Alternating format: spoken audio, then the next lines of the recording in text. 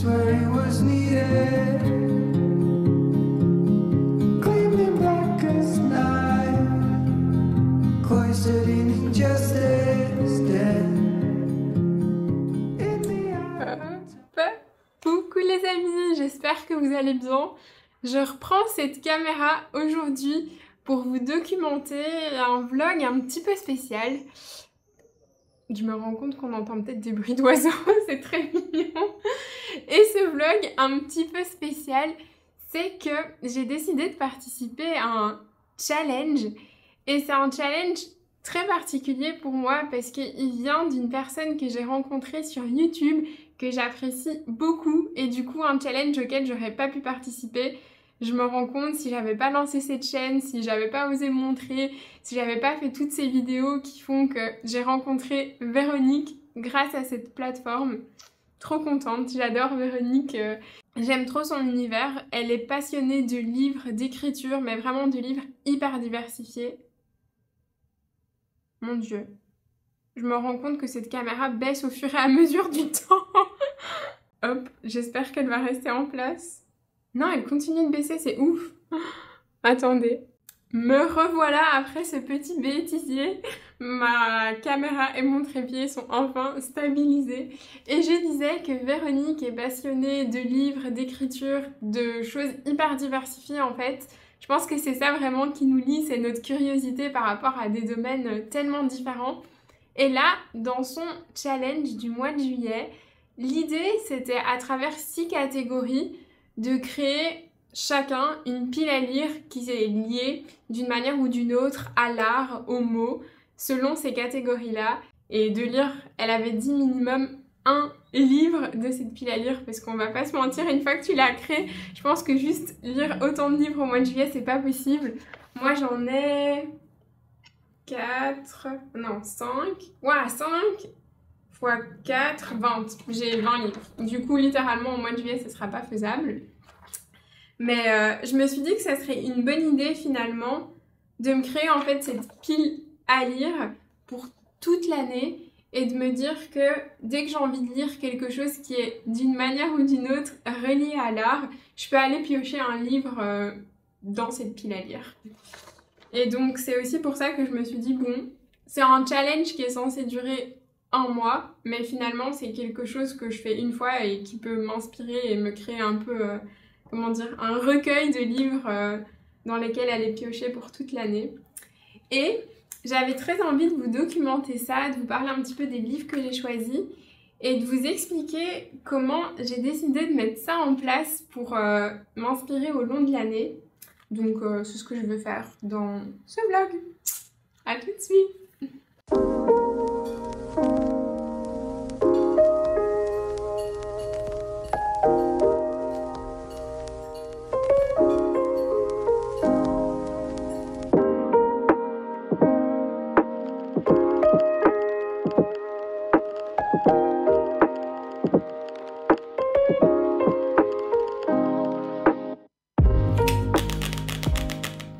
Ça y est, j'ai terminé de remplir mon petit carnet. Je vous ai pas encore expliqué pourquoi je faisais ça.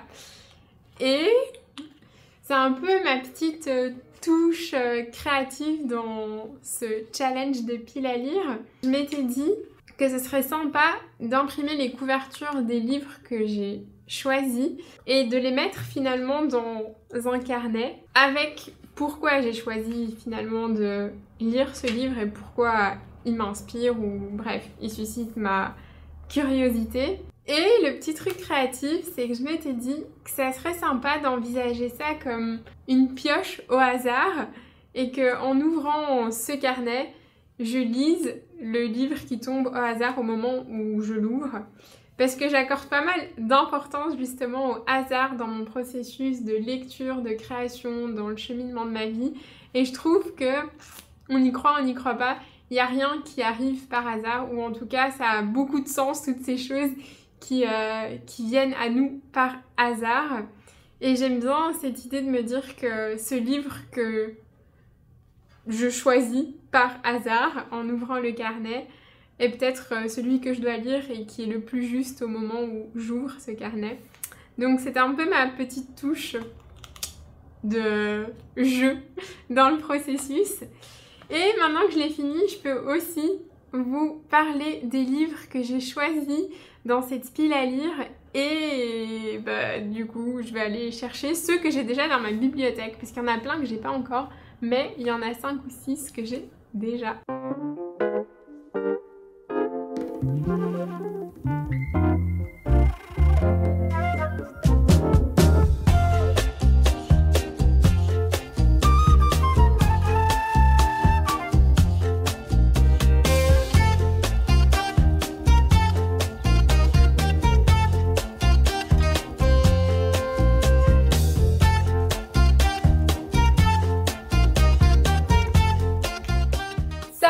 J'ai ma petite pile à lire de livres que j'ai déjà. Et puis, ouais, c'est un petit peu gros pour celui-là, oulala. Et plein d'autres que j'ai pas encore en ma possession, mais que je téléchargerai sans doute pour ceux qui n'ont pas de visuel et de dessin sur ma Kindle. Et ceux qui sont plus des BD, des livres illustrés, je vais essayer soit de les trouver dans des bibliothèques, soit de les trouver dans des librairies de seconde main, type Les Petits Riens, ou encore une auquel je pense aller peut-être tout à l'heure, qui s'appelle Pêle-mêle. Voilà, à Bruxelles, c'est celle auquel je vais le plus souvent. Et un autre truc que j'ai fait en fait, c'est que je me suis dit, au sein de chacune de ces 6 catégories, ça serait intéressant que je pousse ma réflexion un petit peu plus loin et que je me dise, ok, est-ce qu'il y aurait un roman qui m'intéresserait à ce sujet? Est-ce qu'il y a une biographie, un livre de non-fiction ou une BD qui pourrait vraiment venir ouvrir ma curiosité sous différents types de lectures? Et donc j'ai essayé de faire l'exercice pour chacune des catégories. Des fois j'ai trouvé les 4, des fois j'en ai trouvé que 2. Je me suis dit que c'était ok, mais au moins j'ai fait l'exercice de diversifier le type de lecture. Et dans la première catégorie, qui était, il me semble, le volume, sur la sous-catégorie architecture et design objet, j'ai choisi le livre Wabi Sabi de Nobuo Suzuki. C'est aussi une recommandation de Véronique qui, je pense, avait regardé une de mes vidéos, c'est peut-être Ikigai ou quoi, et qui m'a dit qu'en fait, elle s'était beaucoup intéressée à la culture japonaise et qu'elle me recommandait vivement ce livre si j'appréciais l'autre. Donc je suis très curieuse de le découvrir. Le wabi-sabi, c'est en fait une philosophie japonaise qui valorise l'imperfection et je trouve que c'est hyper intéressant et hyper pertinent d'un point de vue de tout ce qu'on peut créer et entreprendre, d'intégrer un peu cet état d'esprit de pas chercher la perfection et de voir le beau dans l'imperfection. Donc je sais pas ce que ce livre pourra me raconter de chouette, mais j'ai hâte de découvrir. Et le deuxième livre que j'ai choisi, c'est Hector de Léo Henry. Je l'ai dans ma bibliothèque celui-là parce que c'est mon amie Carla qui, à chaque fois qu'elle vient de Paris vers Bruxelles et qu'elle loge chez nous, elle m'offre un livre et celui-ci, c'était le dernier en date. Elle sait que je me suis formée pendant 1 an à la BD et que c'était potentiellement quelque chose qui pouvait m'inspirer dans mes futures explorations et créations. Ici, c'est une biographie romancée, c'est-à-dire qu'il n'y a pas que des faits réels, il y a aussi des faits imaginés par l'auteur. Et il s'est inspiré de la vie de l'artiste BDiste, je pense, Hector, qui s'appelle comment? Hector Germain Oesterheld. Bon, j'espère que je prononce ça bien. C'est pas facile pour moi, tous ces prénoms. Mais voilà, j'étais curieuse et puis vu qu'elle a choisi ça pour moi et qu'elle a souvent très très bon goût et que j'aime bien ce côté aussi un peu hasard de nouveau quand un ami t'offre un livre, je me suis dit que c'était une bonne manière de l'intégrer à ma pile et de le lire.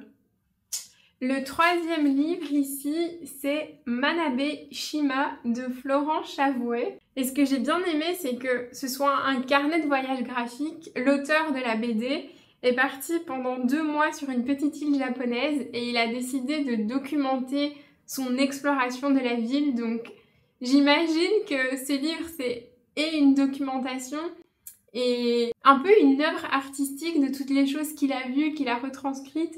J'ai l'impression ici de voir que c'est presque de l'aquarelle, en tout cas la couverture ça m'a l'air. Et vu que c'est un univers qui me parle et que le fait de documenter son quotidien, c'est quelque chose qui me parle aussi, je me suis dit, ben, trop bien, j'ai trop hâte de voir comment il a réussi à transmettre ça sur papier et de juste me plonger dans son univers et dans son voyage. Un autre que j'ai mis dans ma pile, c'est un livre que j'ai depuis super longtemps. Oh, il y a plein de gens qui sont pas du tout au courant, j'en parle jamais. Mais pendant que j'étais dans mes études d'économie, à un moment, j'ai presque hésité à arrêter parce que je sentais que j'avais trop besoin de laisser s'exprimer la part créative qui est en moi et je me suis dit, oh, j'aimerais bien faire des cours de design et d'illustration. Je me suis inscrite en ligne à une formation finalement en parallèle de mes études universitaires. Et vu que c'était en ligne, j'ai jamais vraiment été hyper régulière et rigoureuse dans ça. Mais finalement, je me suis formée à l'illustration et au design au fur et à mesure de ma propre carrière personnelle de freelance, on va dire. Et à cette époque, j'avais acheté ce livre qui est La couleur. C'est un peu un guide pratique de David Hornung. Et je l'ai jamais vraiment ouvert depuis que je l'ai acheté, donc depuis au moins 6-7 ans, je dirais. Ouais, c'est intéressant. Mais du coup, vraiment, guide pratique de la couleur, la manière de l'utiliser, je pense que ça va beaucoup m'aider parce que c'est intéressant. Il y a des palettes de couleurs. Ça va beaucoup m'aider en ce moment parce que je vous en ai pas encore parlé ici, mais bon, je vais pas retourner la caméra. Je suis en train d'explorer plein de projets en peinture plus grand format que ce que j'ai fait dans mes carnets d'aquarelle, etc. Et je pense que ça va beaucoup m'aider à bien choisir mes couleurs, mieux comprendre pourquoi je suis plus attirée par une couleur qu'une autre, etc. Donc clairement, je le rajoute.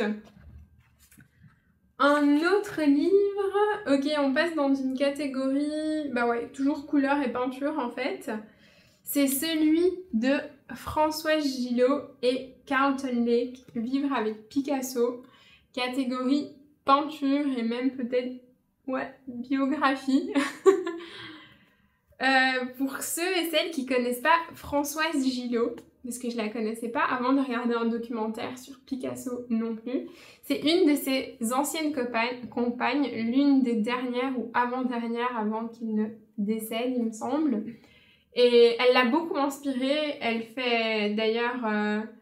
ouais, elle l'a inspirée sur une de ses toiles, je sais plus le nom, mais je vous remettrai la toile ici. Enfin bref, elle l'a juste inspiré beaucoup dans toutes ses œuvres pendant qu'elle était à ses côtés dans sa vie. Et c'est toute l'intention de ce livre, c'est qu'elle raconte finalement quelle a été sa vie aux côtés de Picasso, comment elle l'a vécu, en tant qu'elle aussi artiste peintre, parce que de base, il faut savoir que c'était pas juste sa compagne ou une femme, c'était aussi une artiste peintre. Et comment est-ce qu'elle vivait ça, le fait de vivre à côté de cette personne qui même de son vivant a été tellement mis à l'honneur, en éloge, etc. Et aujourd'hui, on sait aussi que Picasso est quand même pas mal controversé par rapport à sa manière et son rapport de vivre et de traiter les femmes d'une certaine manière, si je peux dire ça comme ça. Il avait un peu, je pense, comment dire... Non, en fait, je vais rien dire parce que j'ai encore pas lu le livre, j'ai pas son témoignage. Et je trouve que c'est tellement controversé comme sujet que voilà. Mais je trouvais ça intéressant d'avoir justement son point de vue à elle, qui est peintre, sur la peinture, sur le processus créatif, sur sa vie avec lui, comment ça l'a influencé elle en tant qu'artiste peut-être. Et voilà, j'avais très très envie de lire ce point de vue-là. Un autre livre que je n'ai pas dans ma bibliothèque, c'est celui... Enfin, en fait, c'est toute la série de... J'espère que je le prononce bien. C'est aussi un artiste dessinateur argentin. Quino, je sais pas. Oh là là, mon Dieu. Je vais paraître complètement inculte, mais c'est toute sa série Mafalda. Et j'ai déjà vu ce petit personnage, mais je m'étais jamais intéressée à la bande dessinée, à ce que ça raconte vraiment. C'est en fait une petite fille qu'on qualifie de lucide et rebelle et qui questionne un peu le monde des adultes, ses convictions, ses conventions et qui essaye de déconstruire ce qui lui paraît peut-être pas juste pour elle à travers du coup en fait les réflexions de l'auteur lui-même, mais il utilise tout cet univers pour parler de sujets qui peut-être de manière frontale seraient beaucoup trop comment dire, je sais pas dur mais avec moins d'humour quoi. Et j'aimais bien découvrir ça. C'est en fait une recommandation que j'ai eue dans mon cours de BD, que j'ai suivi pendant toute cette année. On avait des rassemblements une fois par mois où on parlait de livres, de BD, de choses qui nous avaient inspirés. Et ici, c'est une personne qui a parlé de Mafalda. Et en fait, c'est pas juste une BD unique, c'est un recueil, c'est l'intégrale de toutes les œuvres de Kino. Je sais vraiment pas si on le prononce comme ça. Et si j'arrive à le trouver, ce serait vraiment trop chouette. Ça retrace 60 ans de création. Je trouve ça ouf. Ça regroupe du coup toutes ses planches et c'est un peu un hommage à son œuvre, sa création, parce qu'il est décédé il y a 5 ans maintenant, en 2020. Et j'aime bien cet aspect de retransmettre quelque part ses convictions ou son questionnement du monde à travers une œuvre artistique qui peut parler et titiller l'esprit et des plus petits et des plus grands et inviter quelque part à la réflexion. Enfin, je sais pas si c'est 100% ça qu'il fait dans ses œuvres, mais c'est de ce point de vue-là que je trouverais ça intéressant d'explorer ce qu'il a fait. Un autre livre que je n'ai pas non plus dans ma bibliothèque, je crois que c'est un livre pour enfants, je crois qu'il est très très court. Ça s'appelle L'art abstrait. C'est dans la série collection Médoc Art. Et je trouvais ça intéressant de le choisir parce qu'il aborde du coup, écrit en racontant ça à des enfants, c'est quoi en fait l'art abstrait, qu'est-ce que ça représente, pourquoi ça peut être intéressant dans l'art, qu'est-ce que ça véhicule, quels sont les artistes, ici je pense plutôt peintres, qui sont les plus reconnus dans ce type d'art ou qui l'ont initié. Et petite lecture toute simple, destinée aux enfants, mais pourquoi pas aussi aux grands. Enfin, en tout cas, moi, ça m'intéresse. On passe là dans la catégorie cadrage. Ouais, cadrage de Véronique. Et c'est dans la sous-catégorie photo que j'ai choisi ce livre-ci. Si Denis regarde ce vlog, à mon avis, il reconnaîtra. Denis, c'est aussi une autre personne que j'ai rencontrée à travers toutes mes vidéos et ma chaîne YouTube.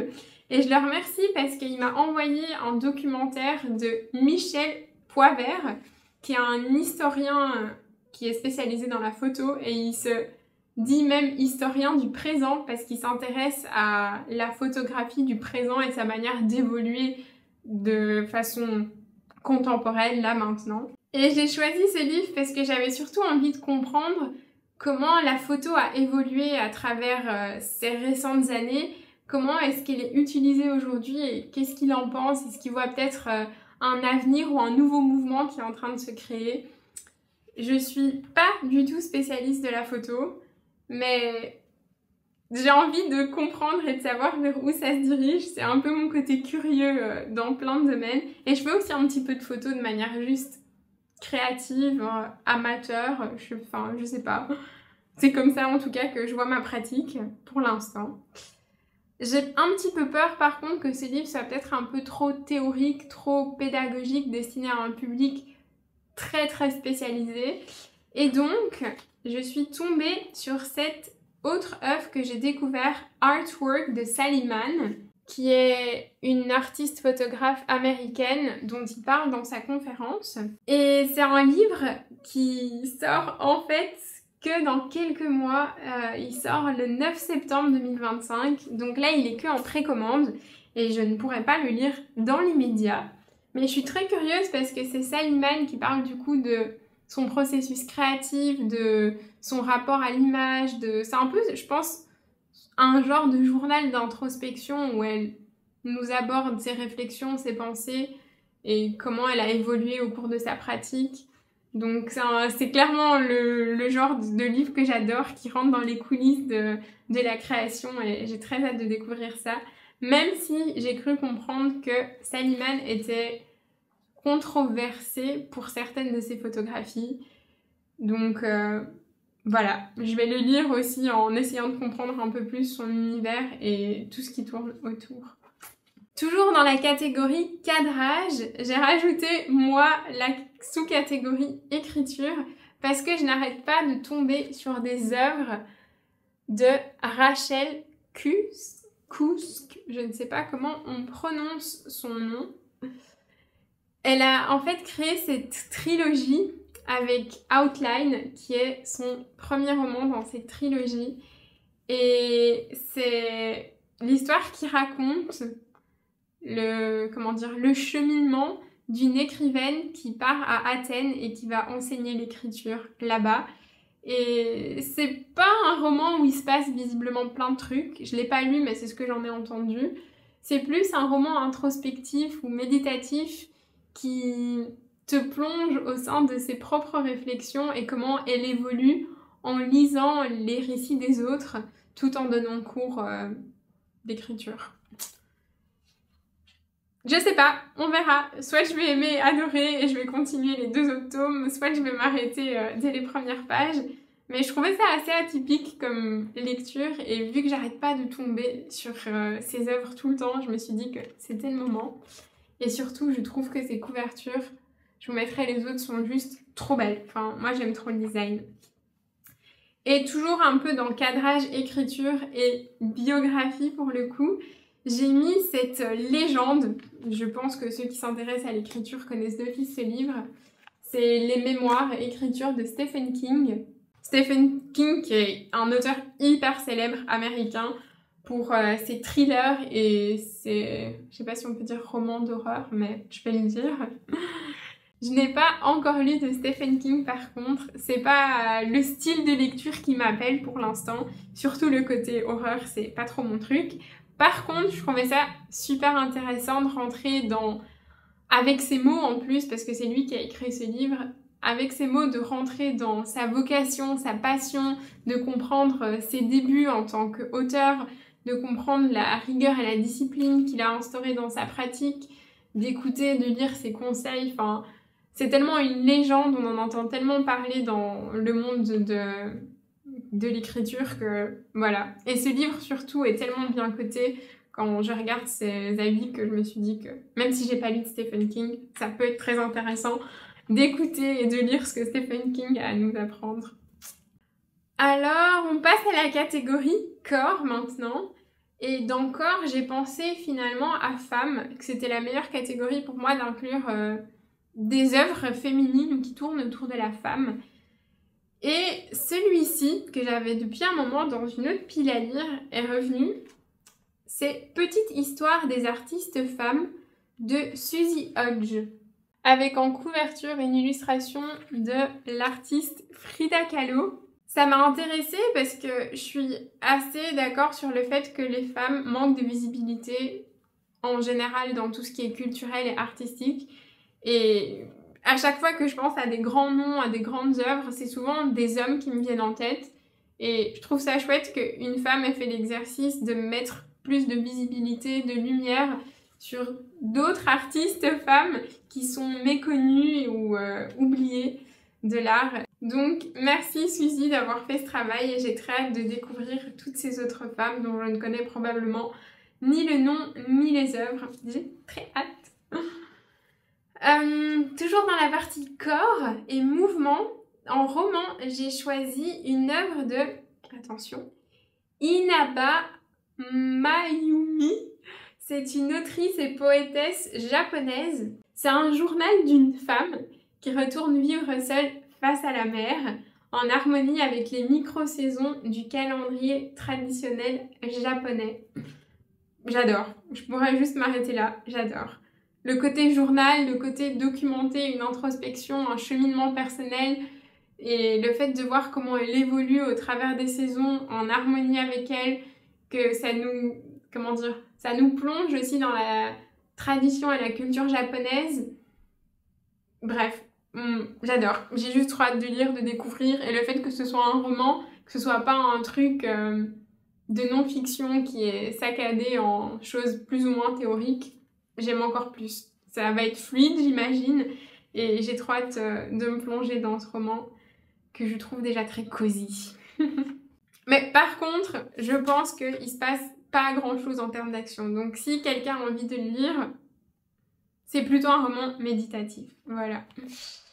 Toujours dans cette catégorie corps, on a une autre recommandation de mon cours de BD et illustration, et c'est la BD Peau, créée écrite et illustrée par 2 artistes et autrices belges néerlandophones. Et en fait, ce livre explore le rapport à la peau, à la fois de façon très artistique. Je pense que rien que le fait de feuilleter les pages de la BD, c'est juste une œuvre d'art en tant que telle et on pourrait juste s'immerger dans ça, les dessins, enfin, les différents aspects autour de ce thème.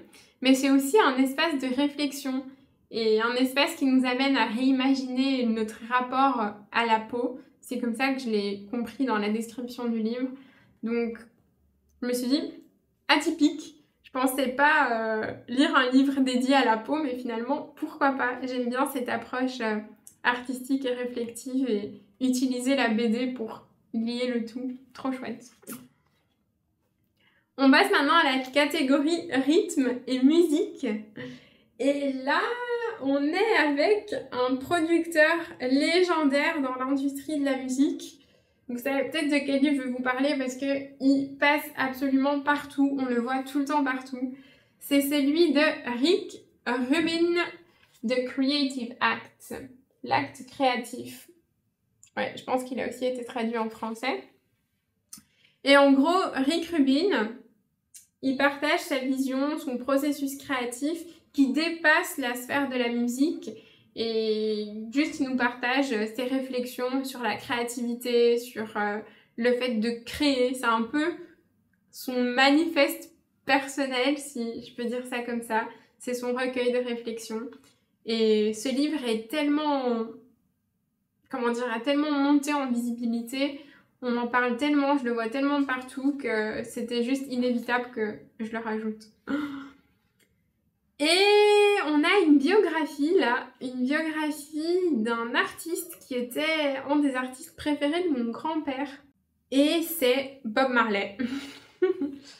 J'ai une biographie, je l'ai là en fait, j'ai une biographie de Bob Marley que j'ai trouvée justement chez Pêle-Mêle en me baladant complètement par hasard, comme ça je l'ai vue dans le rayon et je me suis dit ok go, ça me rappelle mon grand-père. Et j'ai très envie de découvrir un de ses artistes préférés, surtout de découvrir finalement son histoire, de comprendre aussi ses combats, son engagement à travers la musique en tant que moyen de défendre un point de vue, de rallier les gens autour de, voilà, de son combat. Alors, il nous reste encore 3-4 livres. Ouais, 4 livres, on arrive à la fin. Dans cette catégorie rythme-musique, j'ai trouvé, en tapant juste sur Google, un livre de Lola Lafont, qui est une romancière et musicienne française, de ce que j'ai cru comprendre. Et elle a publié ce roman qui s'appelle « Quand tu écouteras cette chanson ». C'est, de ce que j'ai cru comprendre, un essai personnel sur ce qui a déclenché sa visite dans l'appartement, enfin la chambre d'Anne Frank. Anne Frank qui est célèbre pour avoir écrit le journal d'Anne Frank pendant la Seconde Guerre mondiale. Et ici, c'est un essai personnel qui retrace un peu, genre comme un miroir, ce que ça a fait ressentir à l'autrice de visiter ces lieux, ce que ça a fait ressurgir comme émotion, comme réflexion. Et ouais, sur tout ce qui s'est passé pendant cette Seconde Guerre mondiale et comment ça l'impacte elle aujourd'hui et notre monde d'aujourd'hui. J'ai vu que c'était un livre qui était très bien noté et j'avoue que voilà, je trouve même l'intention du livre très, très belle et j'aime beaucoup, je pense que vous l'aurez compris au fur et à mesure de cette pile à lire, j'aime beaucoup tout ce qui est récit de vie, récit introspectif, qui m'amène à travers ce qu'a écrit la personne à moi-même me questionner et savoir comment je me positionne par rapport à ce sujet qu'elle aborde ou par rapport à cette réflexion qu'elle a, comment moi je la vis. Et donc j'aime bien ce type de lecture qui m'amène à réfléchir et à même moi mieux me comprendre. Donc voilà. Un troisième, avant qu'on termine cette pile à lire, c'est un livre de Chloé Cruchaudet. C'est une autrice de BD française J'aimais bien juste la couverture, les couleurs de la BD qu'elle a créée, mais surtout, j'aimais bien le concept. Je sais pas s'il y a un vrai récit en dehors de ce concept-là, mais de ce que j'ai vu dans la 4e de couverture, le concept de ce livre, c'est de mettre en avant des portraits de personnes anonymes, de gens que je sais pas si elle les a rencontrés dans la rue, je sais plus exactement, j'ai pas le 4e de couverture là, ou si c'est des portraits de gens qu'on lui a envoyés. Mais je sais pas comment non plus elle les scénarise dans cette BD, mais en tout cas, elle les met en avant avec, je pense, des illustrations, enfin, leurs récits, leurs témoignages.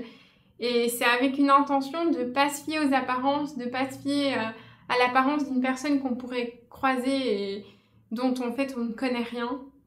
Donc je trouvais ça hyper intéressant et original comme concept d'intégrer ces personnes qu'on rencontre dans la rue, ça pourrait être toi, moi, n'importe qui, et de les intégrer dans une BD et voilà, de donner une certaine vie à leur témoignage, à leur parcours, à ce qu'ils sont, à ce qu'ils font.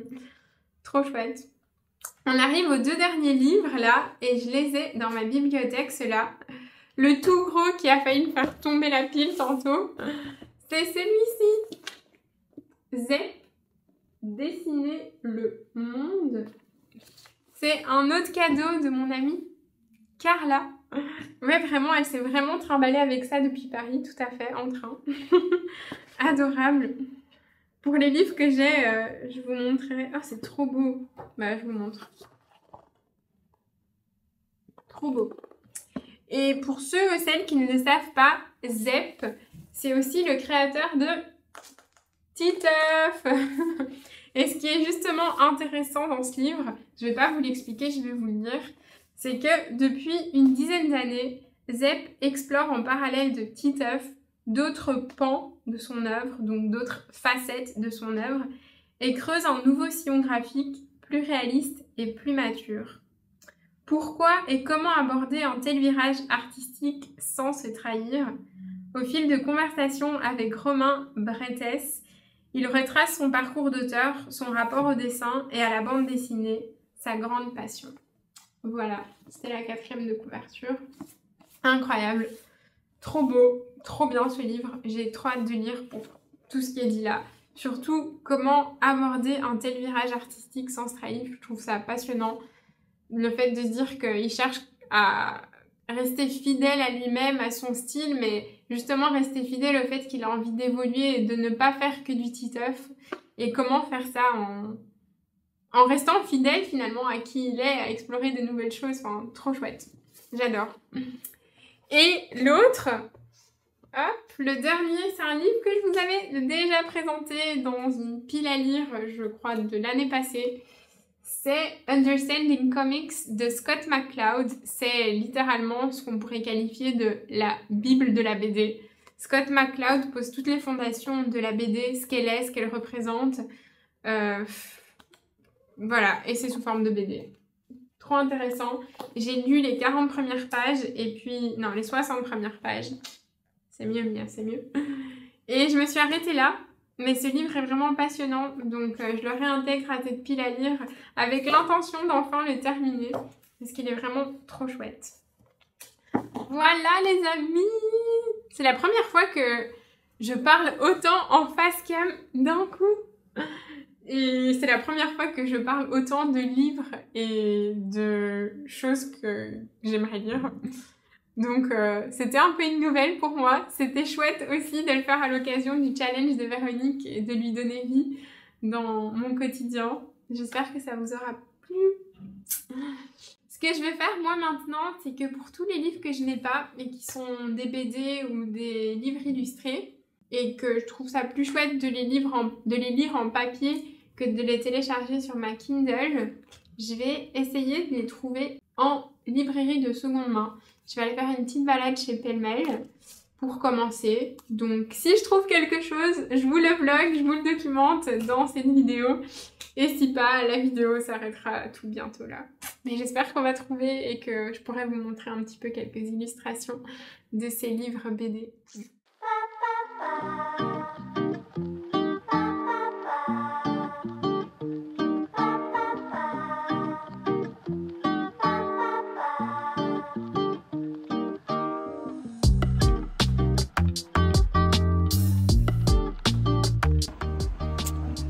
j'ai rien trouvé de ce que je cherchais, de ce que je vous ai montré tout à l'heure.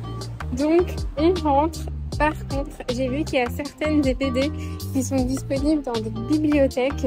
C'est trop bien parce que Bruxelles a un site qui rassemble tout ce qui est disponible dans toutes les bibliothèques de toutes les communes. Et du coup, j'ai juste plus simplement tapé le nom des BD que je cherchais. Et ces prochains jours, je vais me mettre en expédition pour prendre celles que je voulais, mais celles qui sont disponibles. Donc, trop bien. Bisous! À tout bientôt pour un prochain vlog.